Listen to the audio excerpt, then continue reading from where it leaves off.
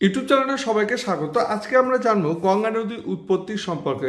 দেখতে পাচ্ছ গঙ্গা নদী উৎপত্তি কোথায় হয়েছে? আমরা আগে থেকে ছোট থেকে পড়েছি গঙ্গোত্রী হিমবাহের গোমুখ তুষার গুহ থেকে উৎপন্ন হয়েছে, কিন্তু অ্যাকচুয়ালি গোমুখ তুষার গুহ থেকে উৎপন্ন। গঙ্গা নদী হচ্ছে ভারতের দীর্ঘতম নদী বা প্রধান নদী বা জাতীয় নদী। আমরা জেনে নিই গঙ্গা নদীর জানার আগে উত্তরপ্রদেশ সম্পর্কে। দেখো, উত্তরপ্রদেশ একটা বিশাল রাজ্য ছিল, উত্তরাখণ্ড নিয়ে উত্তরপ্রদেশের একটা রাজ্য ছিল। 2000 সালে উত্তরপ্রদেশে ভাগ করে উত্তরাখণ্ডের নতুন রাজ্যের সৃষ্টি হয়। এই নতুন রাজ্যের বেশিরভাগ অঞ্চল বরফ দ্বারা আবৃত, মানে উচ্চ পার্বত্য অঞ্চলে অবস্থিত। এই অঞ্চলটি সবসময় তুষার দ্বারা আবৃত থাকে। চলো আমরা ছকের সাহায্যে সুন্দর একটা ডায়াগ্রাম করে গঙ্গা নদী কোথায় সৃষ্টি হয়েছে তার সম্পর্কে আলোচনা করি। সময় কম লাগবে বলে আগে থেকে ছবিটা এঁকে রেখেছি।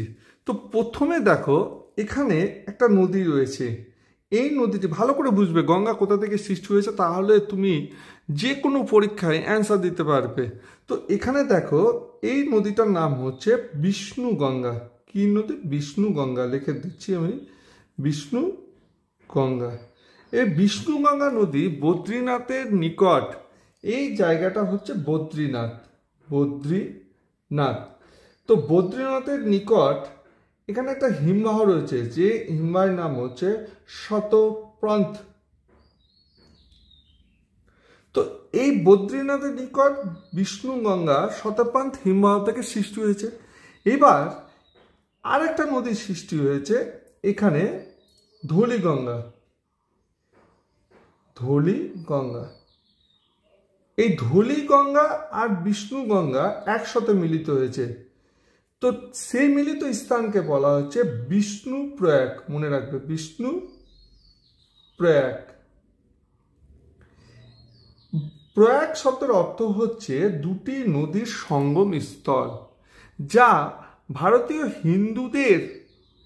হিন্দু ধর্মে বা হিন্দুদের তীর্থস্থান একটা। আমাদের 5টি প্রয়াগ রয়েছে।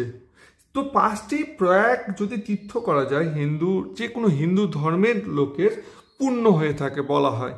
তো এখানে আমরা কি জানলাম? বিষ্ণু গঙ্গার সাথে কি মিলিত হচ্ছে? ধৌলিগঙ্গা মিলিত হচ্ছে। ধৌলিগঙ্গা মিলিত হয়ে যে জায়গা মিলিত হচ্ছে সেই জায়গাটা হচ্ছে বিষ্ণু প্রয়াগ। দেখো, এখানে ধৌলিগঙ্গা গভীরতা অনেক কম, কিন্তু বিষ্ণু গঙ্গার গভীরতা অনেক বেশি। তো যে নদীর গভীরতা বেশি সে নদী কিন্তু প্রবাহিত হবে, আর যে নদীর গভীরতা কম সে নদীতে জল যাবে কি? কখনো যাবে না। তো এই নদী দিয়ে প্রবাহিত হচ্ছে। তো বিষ্ণু গঙ্গা এইবার অলকানন্দা নামে প্রবাহিত হচ্ছে।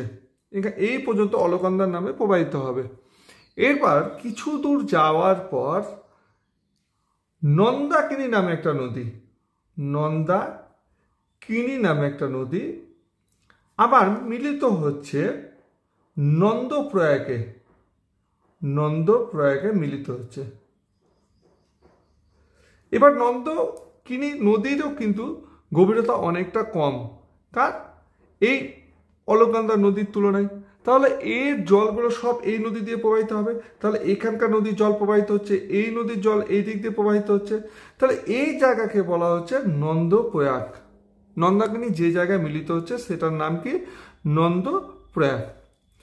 তারপর দেখো, এখানে এই পিণ্ডার নদী, মনে রাখবে, পিণ্ডার নদী।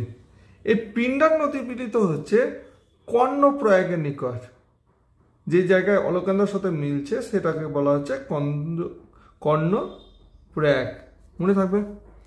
এইবার এই কর্ণপ্রয়াগ, এখানেও পিণ্ডার নদীর গভীরতা অনেকটা কম। এবার কম হওয়ার জন্য এই নদী, মানে অলকানন্দা নদীর ওপর দিয়ে সমস্ত জল প্রবাহিত হচ্ছে। তাহলে আমরা 3টি প্রয়াগ পেয়ে নিলাম, কর্ণপ্রয়াগ, নন্দপ্রয়াগ, আর একটা হচ্ছে বিষ্ণু প্রয়াগ। এবার চলে আসছি, এখানে আমরা সবাই নাম জানি, কিছুদিন আগে হড়পা বান আসার ফলে এই জায়গা প্রচুর ক্ষতি হয়েছিল। সেই জায়গাটা কি? কেদারনাথ। তো কেদারনাথে একটা নদীর সৃষ্টি হচ্ছে। এই নদীর নাম হচ্ছে মন্দাকিনী। এখানে কি হচ্ছে? নন্দাকিনী, এখানে হচ্ছে মন্দাকিনী। এই মন্দাকিনী প্রবাহিত হয়ে আবার অলকানন্দার সাথে মিলছে। এই অলকান্দার সাথে যেখানে মিলছে সেটাকে বলা হচ্ছে রুদ্রপ্রয়াগ। কি? রুদ্রপ্রয়াগ। 4টা হয়ে গেল। তাহলে বিষ্ণুপ্রয়াগ, নন্দ্রপ্রয়াগ, কর্ণপ্রয়াগ, আর একটা হচ্ছে রুদ্রপ্রয়াগ। এবার আমরা যেটা জানি, এই জায়গায় কি রয়েছে? গঙ্গোত্রী হিমবাহ রয়েছে। উত্তরাখণ্ডে গঙ্গোত্রী হিমবাহ রয়েছে। এই গঙ্গোত্রী হিমবাহের গোমুখ তুষার গুহ থেকে যে নদী সৃষ্টি হচ্ছে সে নদীটি হচ্ছে সেই নদীটির নাম হচ্ছে ভাগীরথী নদী। এবার ভাগীরথী নদী, এই নদীটা তোমরা নাম করবে। ভাগীরথী নদী অলকান্দা, এই যে অলকান্দা নদীর সাথে মিলিত হচ্ছে, সেটা কোথায়? দেবপ্রয়াগের নিকট।